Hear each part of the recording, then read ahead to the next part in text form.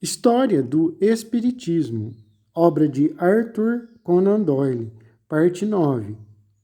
Bom, nessa parte da obra aqui, o Arthur Conan Doyle, ele fala sobre velhacos, espertalhões, cretinos que se passavam por médiuns para enganar pessoas. Desde o aparecimento de M.R. John, o número de médiuns aumenta dia a dia, como aumenta a loucura e a impostura. Aos olhos dos tolos, cada farsante se converteu numa figura angélica. E não só cada farsante, mas cada trapaceiro metido numa mortalha é chamado, ou quer se chamar, um espírito materializado. Uma suposta religião foi assim estabelecida e nela a honra dos mais sagrados nomes foi transferida para espíritos de batedores de carteiras. Não farei aos leitores o insulto de falar do caráter dessas divindades, nem das doutrinas que as mesmas ensinam. Assim é sempre quando a loucura e a ignorância tomam em suas mãos a arma da realidade eterna para abusos, distorções e até crimes. É o mesmo que crianças a brincarem com ferramentas afiadas. E quem, senão um ignorante, iria gritar: faca malvada! Pouco a pouco, o movimento se vai libertando-se dessas excrescências. Gradativamente, se vai tornando mais moderado, mais puro e mais forte. E como homens sensíveis e educados, estudam, oram e trabalham, empenham-se em fazer bom uso de seus conhecimentos. Nesse sentido, o movimento crescerá. O segundo aspecto foi o aparente crescimento daquilo que pode denominar-se espiritismo anticristão, embora não antirreligioso. Isto levou William Howitt e outros destacados mantenedores do movimento a se afastarem deste. Rolfe e outros escreveram fortes artigos contra essa tendência no Spiritual Magazine. Uma sugestão quanto à necessidade de cautelas e equilíbrio apareceu nas observações de William Staton Moses, que, numa comunicação lida perante a Associação Nacional Britânica dos Espiritistas, a 26 de janeiro de 1880, diz: precisamos, muitíssimo, de disciplina e de educação. Ainda não tomamos pé após o nosso rápido crescimento. Nascida há 30 anos, a criança cresceu em estatura, mas não em sabedoria, e muito rapidamente. Cresceu tão rapidamente que a sua educação foi descurada. Na expressiva linguagem de sua pátria foi arrancada promiscuamente. E o seu crescimento fenomenal absorveu todas as outras considerações. É chegado o momento em que aqueles que o consideraram como um aleijão produzido pela natureza apenas para morrer prematuramente, começam a ver que se enganaram. A monstruosa criação quer viver, e por baixo de sua feiura, o menos simpático olhar percebe um objeto coerente em sua existência, e a apresentação de um princípio inerente à natureza do homem, um princípio que a sua sabedoria desenvolveu até que fosse eliminado inteiramente, mas que brota sempre, malgrado o seu. O princípio do espírito como oposto à matéria, da alma agindo e existindo independentemente do corpo que a encerra. Longos anos de negação de alguma coisa, salvo as propriedades da matéria, levaram as grandes luzes da ciência moderna ao puro materialismo. Assim, para eles, o espiritismo é um portento e um problema. É uma volta à superstição, uma sobrevivência de selvageria, um borrão na inteligência do seu 19, ridicularizado. Ele ridiculariza, desdenhando, paga-se na mesma moeda. Em 1881 apareceu Light, um seminário espírita de alta classe, e em 1882 assistimos à criação da Society for Psychical Research, Sociedade de Pesquisas Espíritas. De um modo geral, pode dizer-se que a atitude da ciência organizada durante esses 30 anos foi tão irracional e anticientífica quanto a dos cardeais para com Galileu e que, se tivesse havido uma inquisição científica, esta teria lançado terror sobre o novo conhecimento. Nenhuma tentativa séria de qualquer espécie até a formação da Society for Psychical Research foi feita no sentido de compreender e explicar um assunto que estava atraindo a atenção de milhões de pessoas. Em 1853, Faraday lançou a teoria de que o movimento das mesas era produzido por uma pressão muscular, que pode realmente ser verdadeira em alguns casos, mas nenhuma relação tem com a levitação de mesas e, em todo caso, só aplica a uma classe de fenômenos psíquicos. A costumeira objeção científica era que nada ocorria, mas isso desprezava o testemunho de milhares de pessoas fidedignas. Outros sustentavam que aquilo que se passava era suscetível de ser repetido por um feiticeiro, e qualquer imitação grosseira, como a paródia dos Davenport, feita por Max Line, era calorosamente saudada como uma mistificação, sem referência ao fato de que todo aspecto mental da questão, como a sua prova esmagadora, ficava inatingido. A gente religiosa ficava irritada por se ver sacudida nas suas práticas tradicionais e, como selvagem, se dispunha a admitir que tudo aquilo era obra do diabo.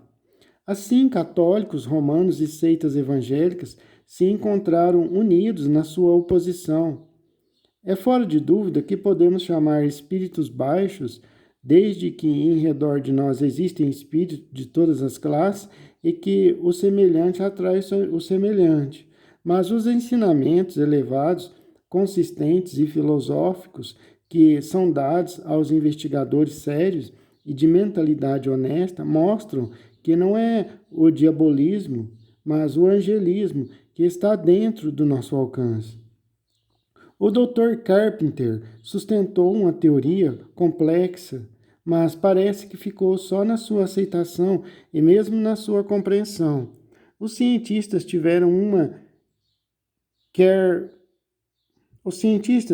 explicação. Era o estado das juntas, o que é ridículo para quem quer que tenha tido experiência pessoal daqueles sons percutidos que variam desde o tic-tac de um relógio até a pancada de um martelo.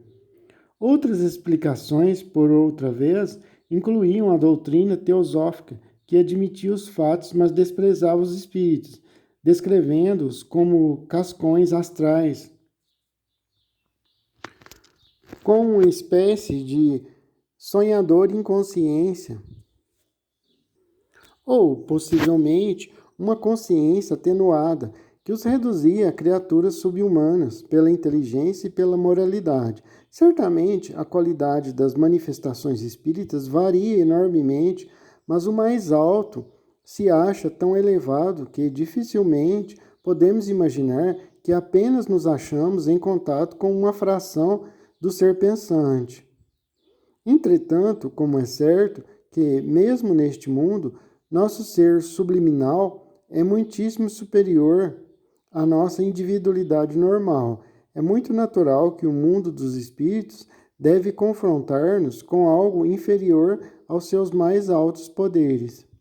Uma outra teoria sustenta a Arima Mundi, vasto reservatório ou banco central da inteligência, como uma câmara de compensação na qual todas as consultas são atendidas.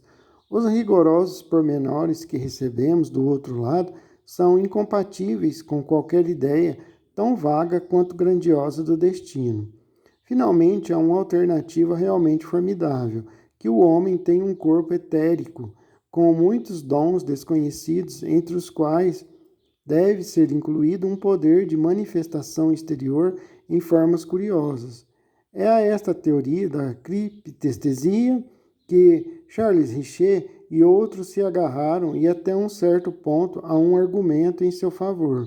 O autor se convenceu de que há uma etapa preliminar e elementar em todo trabalho psíquico que depende de um poder inato e possivelmente inconsciente do médium. A leitura em invólucro fechado, a produção de batidas a pedido, a descrição de cenas distantes, os notáveis efeitos da psicometria, as primeiras vibrações da emanação do próprio médium, voz direta, cada um e todos, em diversas ocasiões, parecem emanações do próprio médium. Assim, em muitos casos, deveria aparecer uma inteligência exterior, capaz de se apropriar daquela força e utilizá-la para seus próprios objetivos. Temos uma ilustração nas experiências de Bisson e de Schrenck Notzing com Eva, nas quais as formas ectoplásmicas, a princípio, eram, sem dúvida, reflexo de ilustrações dos jornais, de certo modo modeladas pela passagem através da mente do médium. Mais tarde veio um período mais profundo, no qual a forma ectoplásmica evoluía a ponto de se mover e falar.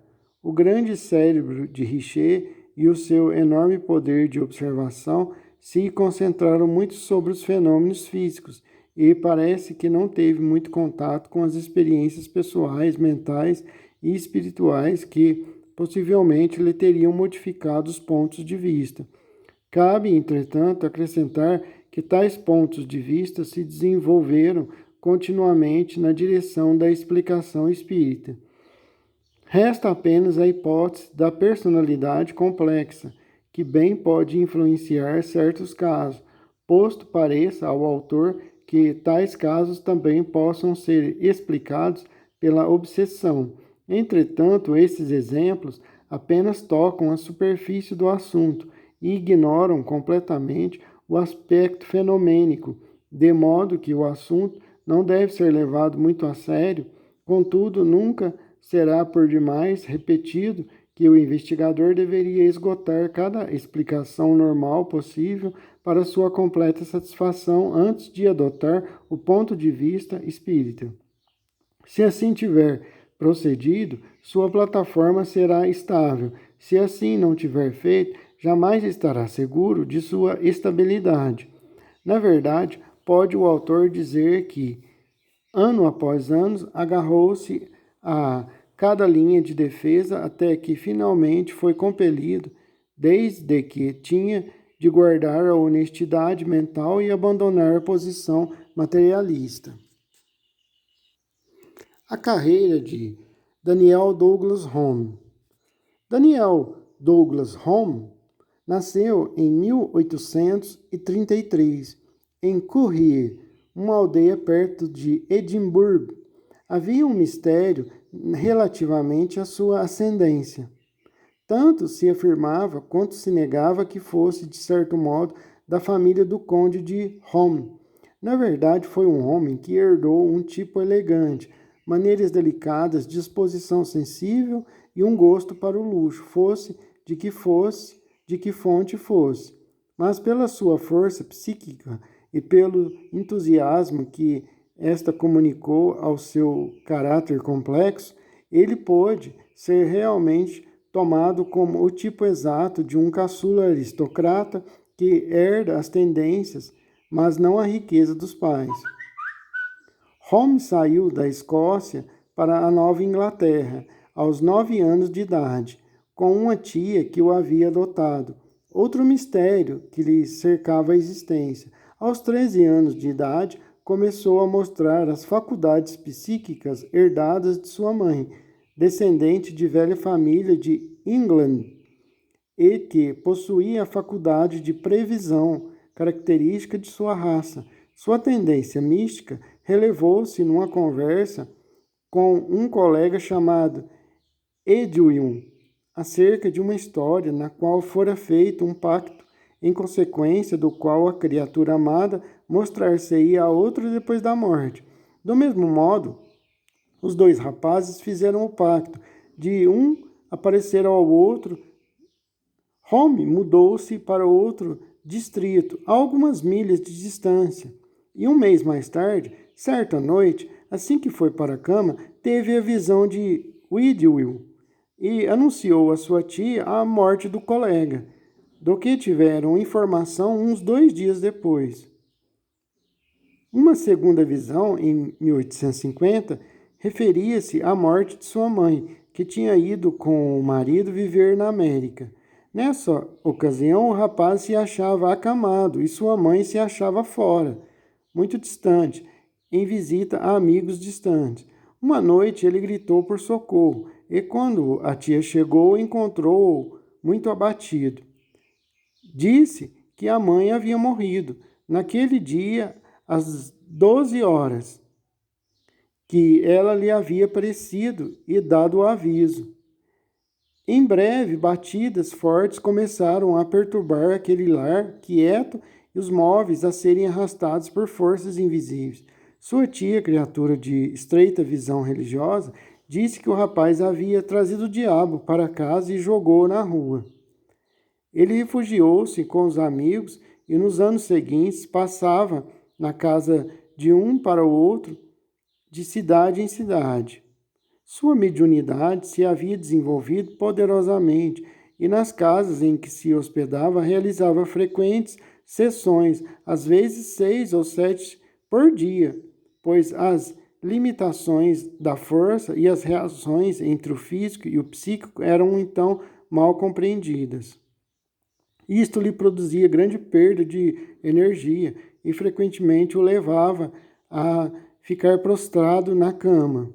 Multidões acorriam, deixa eu pontuar algumas coisas aqui. Era um médium muito poderoso, o Daniel Douglas Home. Poderosíssimo, mas olha como usar a mediunidade de forma sem estudo, sem saber como lidar com isso, com essa faculdade. É arriscado até. Ele usava muito a mediunidade, fazia 7 sessões por dia de comunicações com os espíritos e ficava extremamente desgastado, desgastava as energias. Então a gente tem que ter o conhecimento, estudar.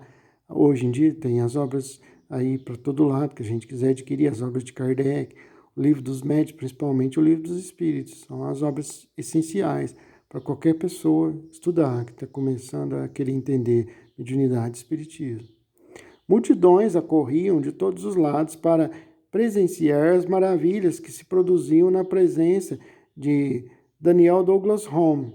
Entre os que então investigaram com ele estava o poeta americano Bright, que era acompanhado pelo professor Wells, da Universidade de Harvard.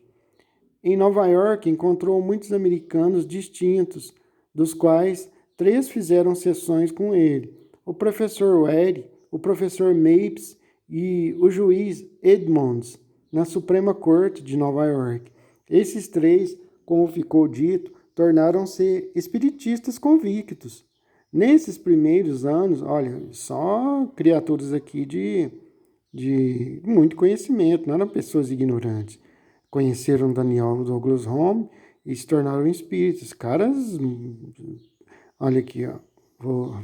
Em Nova York, encontrou muitos americanos distintos, dos quais 3 fizeram sessões com Daniel Douglas Home. Está com ele aqui, mas eu estou falando para ficar mais claro, citando o nome. O professor Wade, o professor Mapes e o juiz Edmonds, 2 professores e um juiz, da Suprema Corte de Nova York. Esses 3, como ficou dito, tornaram-se espiritistas convictos. Nesses primeiros anos, o encanto da personalidade de Home e a profunda impressão criada por sua força permitiram que recebesse muitas ofertas. O professor George Bush convidou-o para sua companhia a fim de estudar para ministro em Swedenborgiano. MRS Elmer, um rico casal sem filhos, que lhe haviam tomado grande afeição, ofereceram-se para adotá-lo e fazê-lo seu herdeiro, com a condição de trocar o nome pelo de Elmer. Seu notável poder curador tinha excitado... Aí, voltando aqui, eu gosto de ficar pontuando as coisas. Ele era um médio, né? Deve ter até aceitado isso ou aquilo, a diferença, não sei, não tenho certeza se ele aceitou, coisa que ele era, como ele tinha muita capacidade mediúnica, tinha poder até de curar as pessoas, só no toque, assim, esse Daniel Douglas Home. E essas pessoas ficam muito visadas, assim, muito paparicadas, todo mundo querendo dar presente, dar pedaço de terra, da casa, e a família ali queria adotar ele, viu? O casal Elmer queriam adotar ele, é, deixar tudo para ele, e isso e aquilo. E se a pessoa não tiver um pouquinho de discernimento, ela acaba aceitando esse tipo de coisa e estraga sua vida, estraga a mediunidade, porque a mediunidade não é para isso, é para ser como um Chico Xavier a usou. Chico Xavier, gente, vendeu, quando ele estava vivo aqui ainda conosco, já tinha vendido 50 milhões de livros. Hoje já chega a 60 milhões de livros, 65, a vendagem de livro de Chico Xavier. E vamos pôr a R$ 10 só cada obra. Tem umas obras de R$ 35, os livros de Emmanuel, e alguns outros de R$ 40, algumas de R$ 7, mas vamos pôr só R$ 10 cada obra. Bota cada obra R$ 10, 50 milhões de obra, o dinheiro que poderia ter usufruído. Eu morava em Uberaba, numa casinha extremamente humilde, que deveria valer uns R$ 40 mil na época que ele morava. Simplesinha demais, assim, pintadinha de azul, pequenininha, extremamente simples, pobre a casa. Poderia ter tido uma fortuna, mas não. Toda a fortuna dos livros dele, que ele escreveu, mais de 400 e tantas obras, traduzidas para vários e vários idiomas do mundo todo. Ele doou tudo em cartório para instituições de caridade de norte a sul do Brasil. Até hoje tem hospitais, Hospital do Fogo Selvagem, creches, orfanatos, asilos, casas que dão cesta básica e por aí. Tudo quanto é tipo de coisa que vocês imaginar, com as portas abertas até hoje, graças a isso. Graças aos direitos autorais das obras do Chico Xavier. Chico Xavier, gente, ele não tinha um Fusca velho, ano da década de 60, não tinha nada, tudo extremamente humilde. Os bens dele, sabem qual que era? Um par de sapato, um terno simplesíssimo, surrado, que ele usava, que ele gostava de andar assim, não gostava de andar feio, era um par de sapatos, os bens materiais, as coisas que ele tinha, e um terno velho surrado que ele usava para dar entrevista, que iam muitos repórteres lá, tudo, e etc. Olha a humildade desse homem. A mediunidade é para ser usada assim. Hoje temos um médio vivo, não é da categoria de um Chico Xavier, mas de uma grandeza também indescritível, que se chama Divaldo Pereira Franco. Você que está ouvindo aí, procure saber. Faça o seguinte, digite no YouTube, vai no YouTube e digita o seguinte, Divaldo Pereira Franco, Mansão do Caminho no Fantástico. Mansão do Caminho no Fantástico. Divaldo Pereira Franco, Mansão do Caminho no Fantástico. É uma obra que chama, uma instituição que chama Mansão do Caminho, com o Divaldo Pereira Franco, ele que inaugurou lá na Bahia há mais de 50 anos atrás.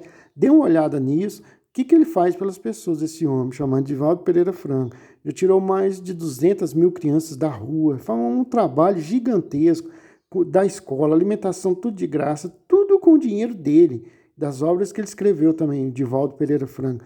Procure aí no YouTube o que eu falei. Mas voltando à obra aqui. Seu notável poder curador, eu já li isso aqui, mas a sua saúde delicada, complicada com uma afecção pulmonar, forçou-o a abandonar os seus planos e, a conselho médico, deixou Nova York e foi para a Inglaterra. Chegou a Liverpool a 9 de abril de 1855 e foi descrito como um jovem alto, esguio, de marcada elegância e exagerada limpeza do vestir, mas com um olhar típico e uma expressão que traía a devastação feita pela moléstia. Tinha os olhos azuis e os cabelos castanhos. Era desse tipo, facilmente sujeito à tuberculose, e a extrema emaciação mostrava quanto era insignificante a sua capacidade de resistência.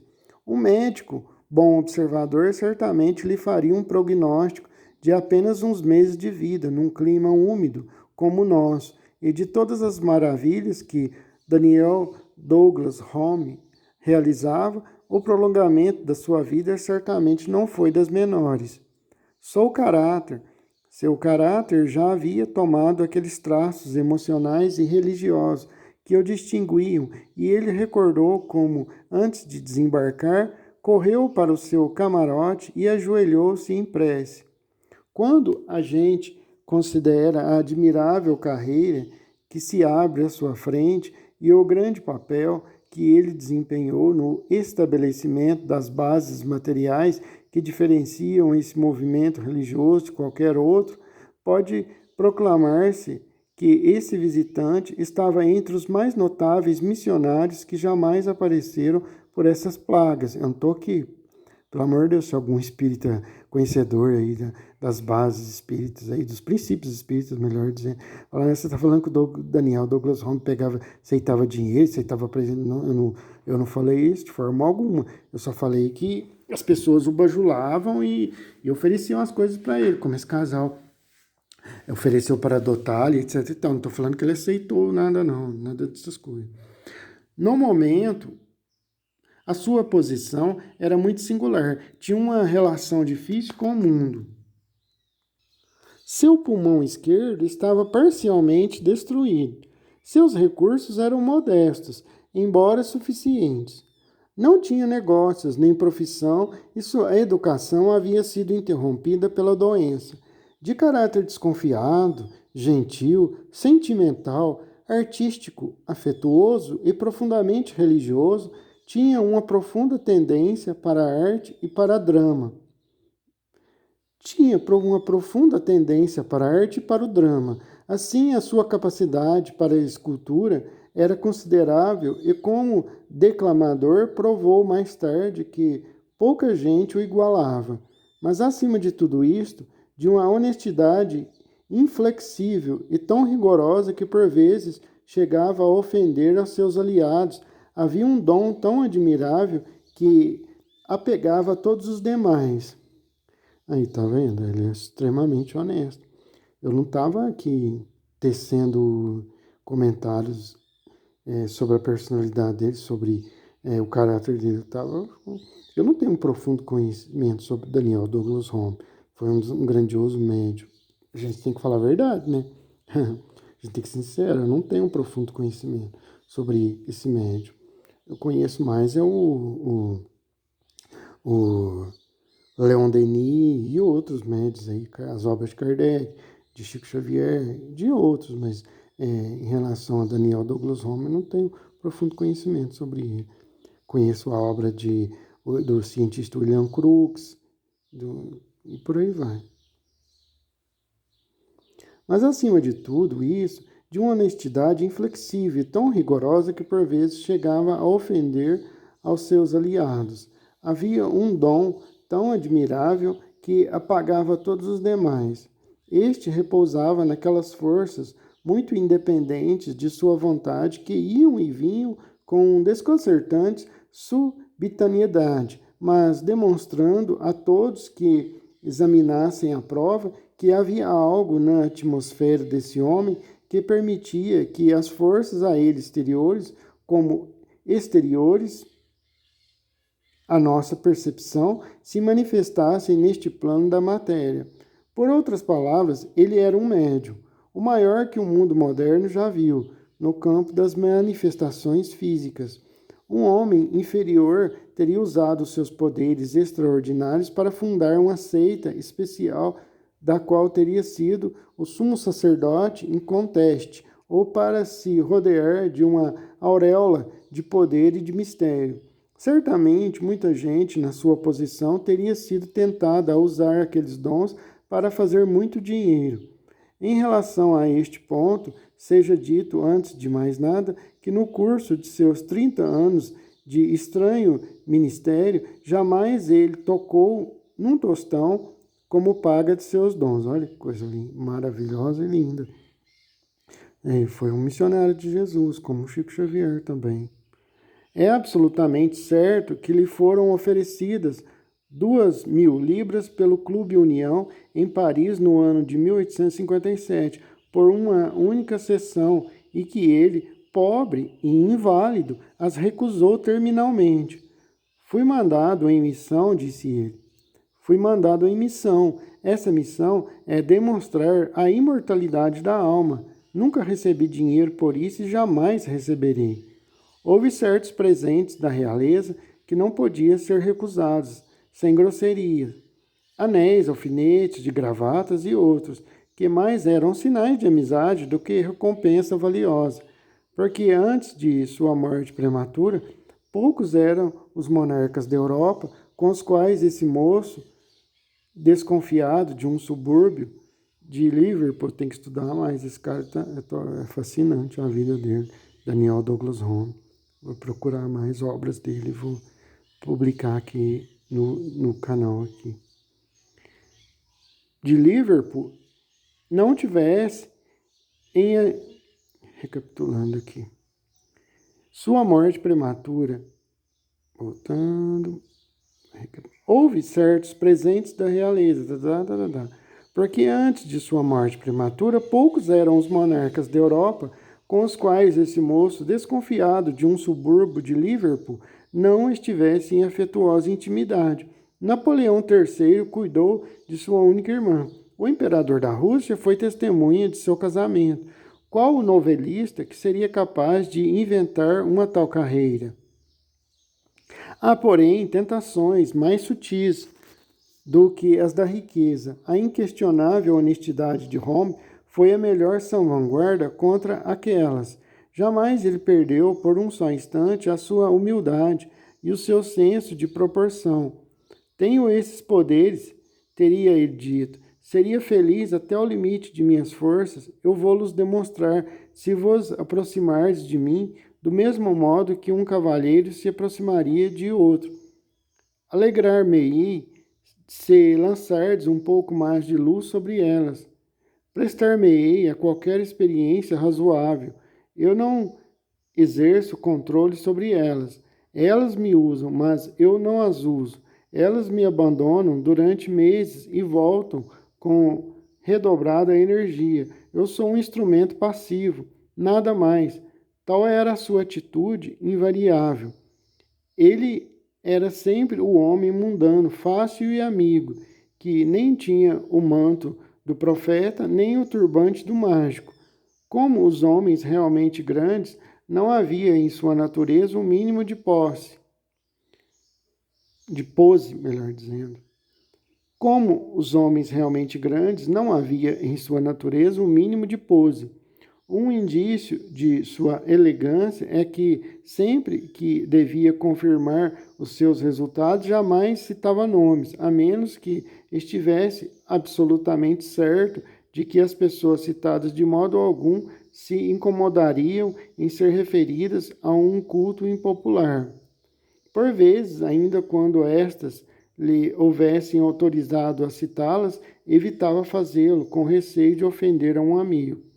Quando publicou as primeiras séries dos Incidentes em Minha Vida, o Saturday Review cobriu de sarcasmos o anônimo, testemunho da condessa, do conde B, do conde K, da princesa B e de MRE, que eram apontadas como tendo assistido às manifestações.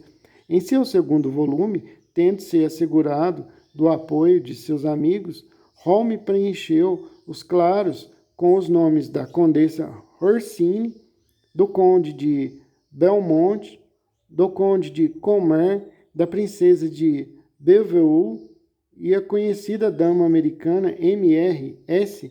era a senhorita Henry Sr. Jamais citou seus amigos reais, embora fosse muito sabido que o imperador Napoleão e imperatriz Eugênia, o czar Alexandre, o imperador Guilherme I da Alemanha e os reis da Baviera e de Württemberg também haviam sido convencidos por suas forças extraordinárias. Nem uma só vez Home foi condenado por qualquer mistificação, quer por palavras, quer por atos. Por ocasião de sua primeira viagem à Inglaterra, hospedou-se no Cox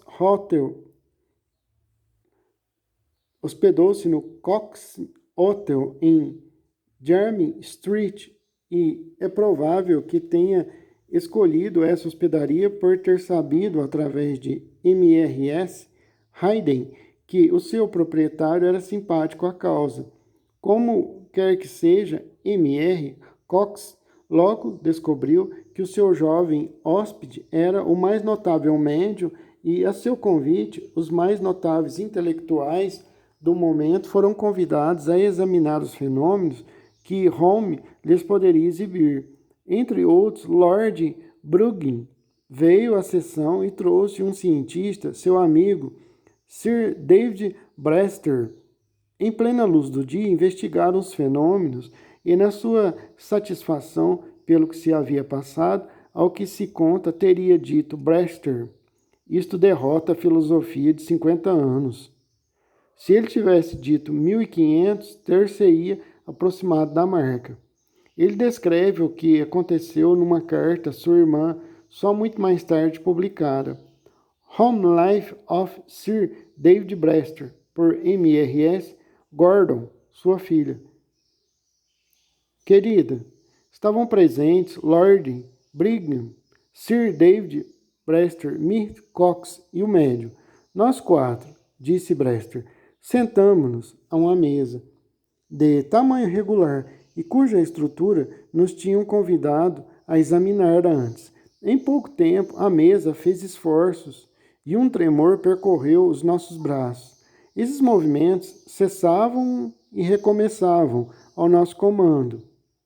Há mais incontáveis batidas se produziam em várias partes da mesa e esta se ergueu do chão quando não havia mão sobre ela. Outra mesa maior foi utilizada e produziu os mesmos movimentos. Uma pequena sineta foi posta no chão sobre o tapete, de boca para baixo. Depois de algum tempo, ela soou sem que ninguém a tivesse tocado. Acrescenta ele que a sineta veio para ele e se colocou em suas mãos. Depois fez o mesmo com o Lord Bruggen e concluiu: estas foram as principais experiências. Não poderiam explicá-las nem imaginar por que espécie de mecanismo poderiam ter sido produzidas. Declara o conde de Dunkerque, que foi levado a investigar os fenômenos pelo que Brewster lhe havia contado. Descreve o encontro com este último, que dizia serem as manifestações inexplicáveis pela fraude ou por qualquer lei da física de nosso conhecimento. Home remeteu uma descrição dessa sessão a um amigo na América, onde a mesma foi publicada e comentada. Quando os comentários foram reproduzidos na imprensa inglesa, Brewster ficou muito alarmado. Uma coisa é sustentar certas ideias na intimidade e outra, enfrentar a inevitável perda de prestígio que ocorreria nos meios científicos em que se achava David. Não era daquele estofo de que são feitos os mártires e os pioneiros. Escreveu ao Morning Advertiser, declarando que, embora tivesse visto vários efeitos mecânicos que não poderia explicar, ainda era de opinião que os mesmos poderiam ser produzidos por pés e mãos humanos. Aliás, jamais lhe ocorrera que a carta escrita à sua irmã, a que acima nos referimos, um dia fosse publicada. Quando toda a correspondência foi publicada, o espectador observou em relação a David Brewster. Parece estabelecido pela mais clara prova que ele sentiu e descreveu, logo depois de suas sessões com Home, uma maravilha e quase terror que depois desejou explicar. O herói da ciência não se absolve como a gente desejaria, ou como era de esperar.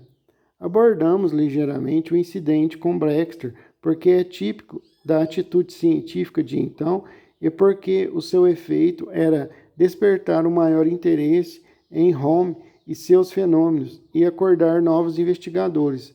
Pode alguém lembrar que os homens de ciência se dividem em 3 classes: os que absolutamente não examinam o assunto, o que não os impede de pronunciar opiniões muito violentas, os que sabem que a coisa é verdadeira, mas temem confessá-lo, e, finalmente, a brilhante minoria dos Lodges, dos Crookes, dos Barretts e dos Lombrosos.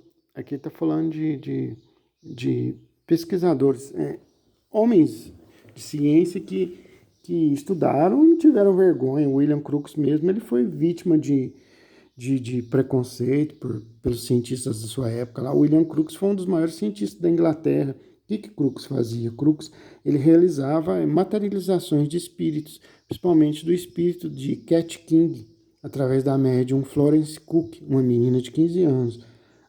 E William Crookes sofreu muito preconceito lá. Dizem até que ele era para ele ter ganhado o prêmio Nobel lá, mas não foi ele era um inventor, ele descobridor do elemento tálio e de outras coisas. Um cara inteligentíssimo, o cientista William Crookes, inglês.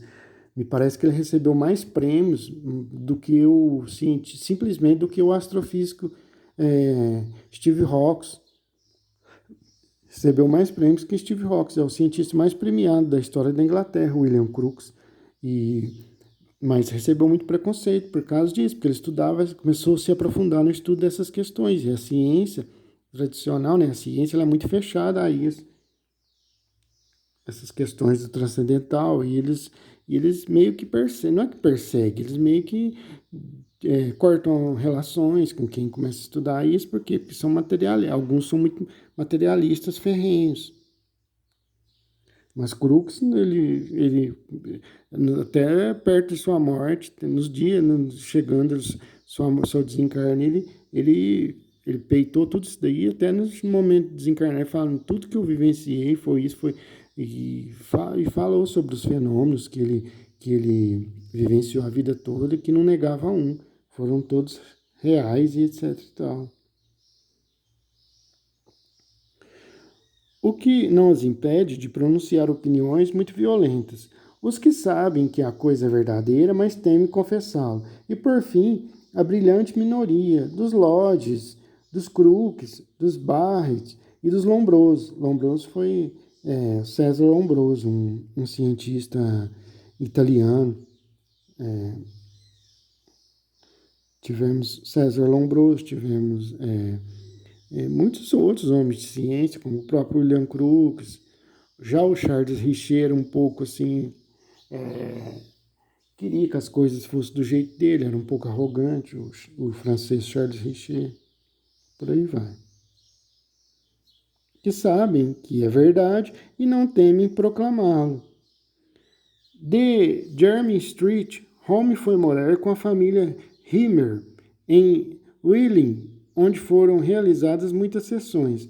Aí foi visitado por Lord Linton, o famoso novelista que, muito embora tivesse recebido notáveis provas, jamais confessou publicamente a sua crença nos poderes do médium.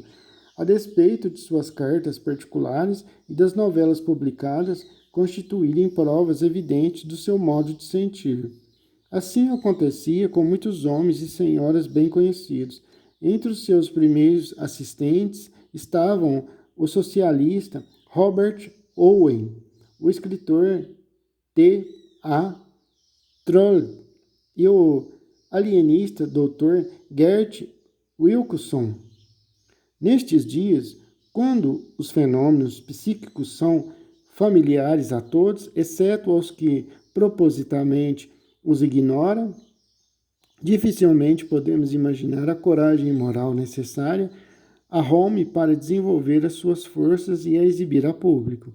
Para o britânico de educação média, na material época vitoriana, um homem que se dissesse capaz de produzir fenômenos que contrariassem a lei da gravidade de Newton e que mostrasse uma inteligência invisível atuando sobre a matéria visível, era, de saída, julgado um tratante e um impostor. O ponto de vista sobre o espiritismo, externado pelo vice-chanceler Giffard na conclusão do processo Holmes Lyon, era o da classe que ele pertencia. Nada conhecia sobre o assunto, mas tomou como certo que tudo nesse particular era falso.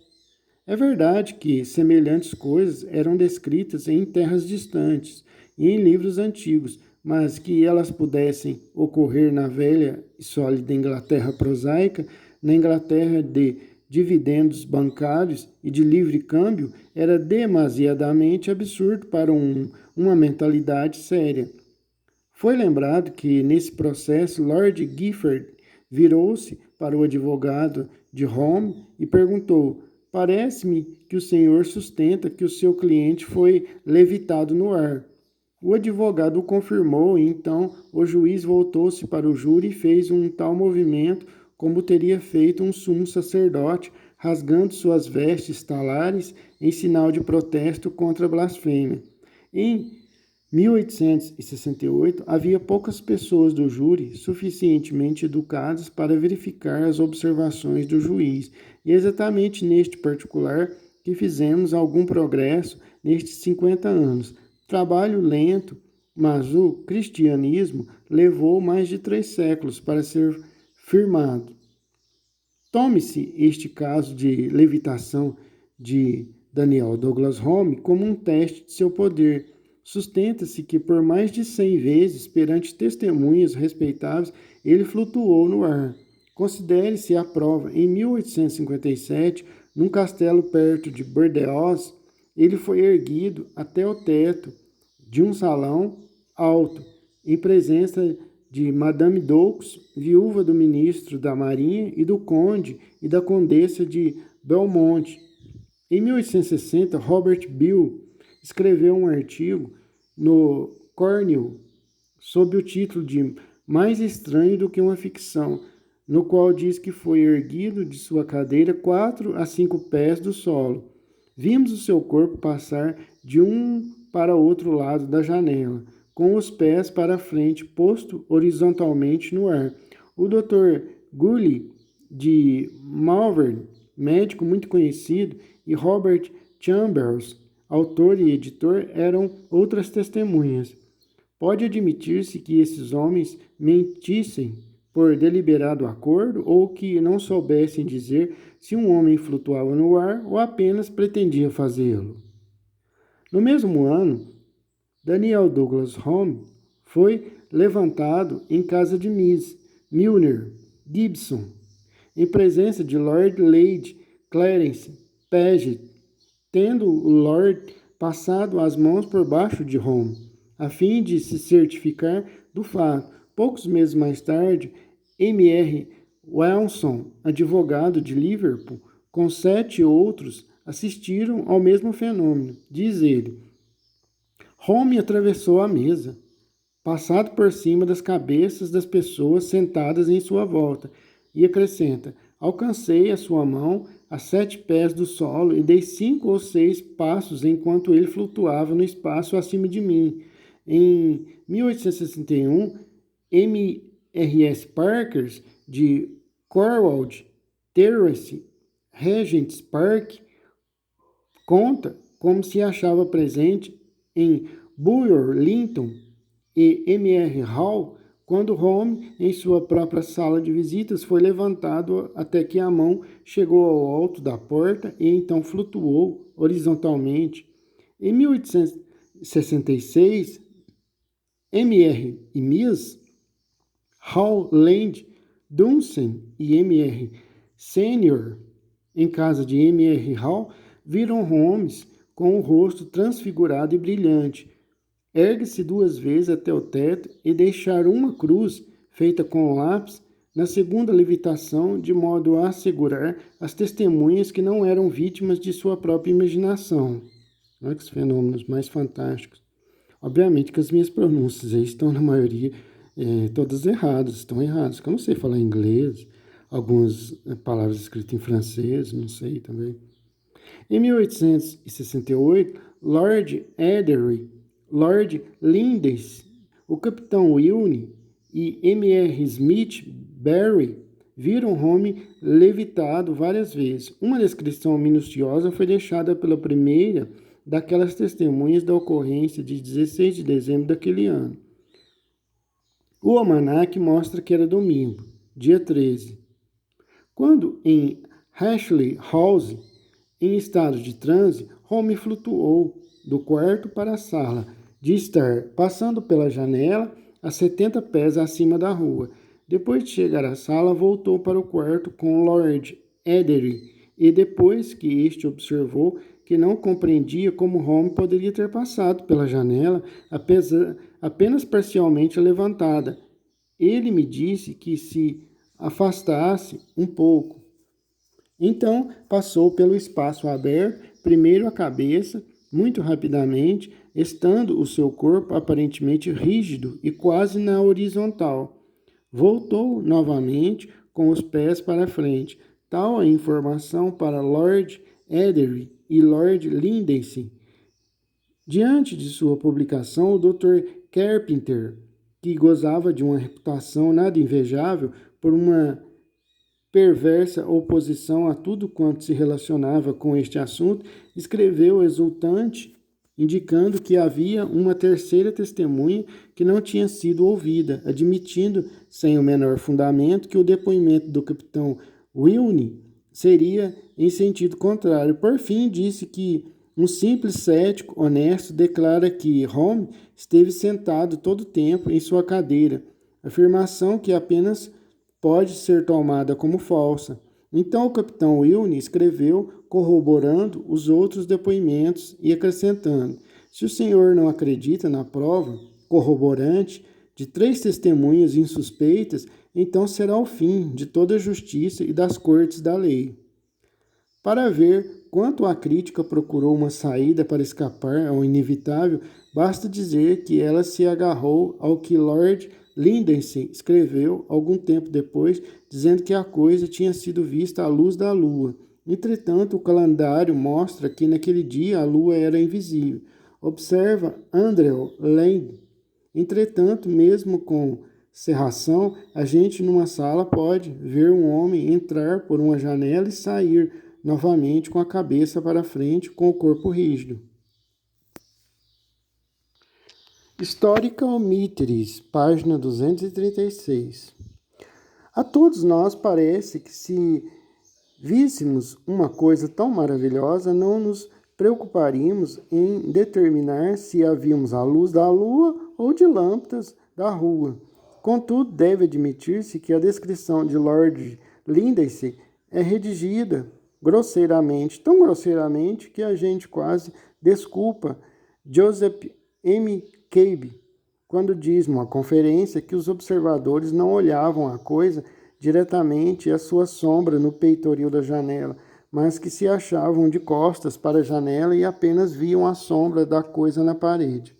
Entretanto, quando a gente considera a segurança das 3 testemunhas de vista que depuseram sobre o caso, tem o direito de perguntar-se, quer no passado, quer no presente, qualquer fato extraordinário já foi mais claramente provado.